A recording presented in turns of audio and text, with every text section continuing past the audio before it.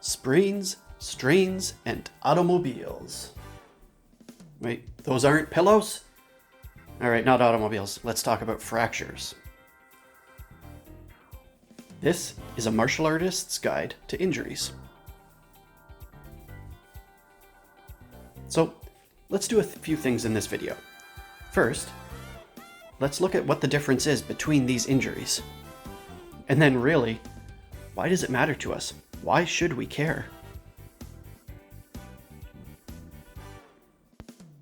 So let's start by looking at strains. Strains happen in the muscle itself. Now, each muscle has at least one tendon on either end of it to attach it to the bone. A strain can happen in the tendon or in the muscle belly.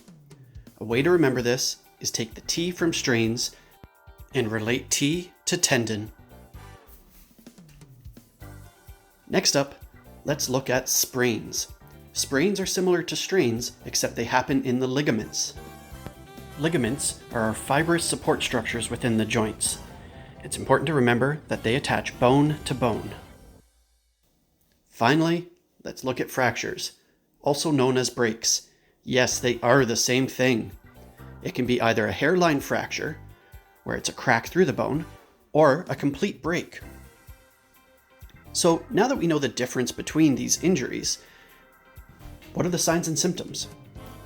They can bring about pain. They can each bring about swelling. Depending on the severity, they can have bruising. And then limited mobility. Unless you've done a complete break, then you might have hypermobility. So if they're all similar signs and symptoms, again, what does it matter to us? To answer this, let's take a look at a graph about the blood supply that comes in.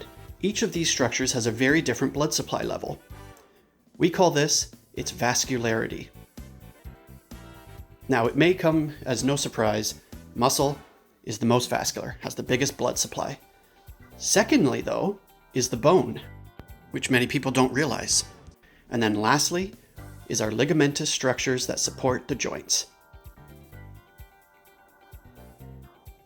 As you can imagine, the more blood supply that an area has, the better chance it has for healing.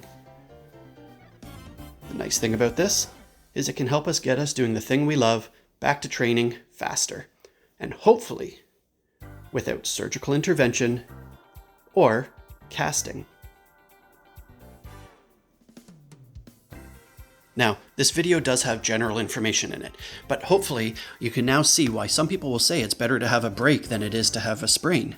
And hopefully you're already thinking, I can use this for my own self-care when I have an injury, and I know then what to do.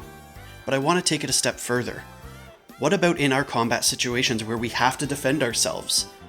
We're taught to make impact and to smash and to do destruction and to break. But let's take a step back again. Think of the ligamentous structure. It doesn't have strong blood supply, which means it's going to be the slower one to heal. So it's like that favorite pair of underwear when you stretch out the elastic. It no longer has any support.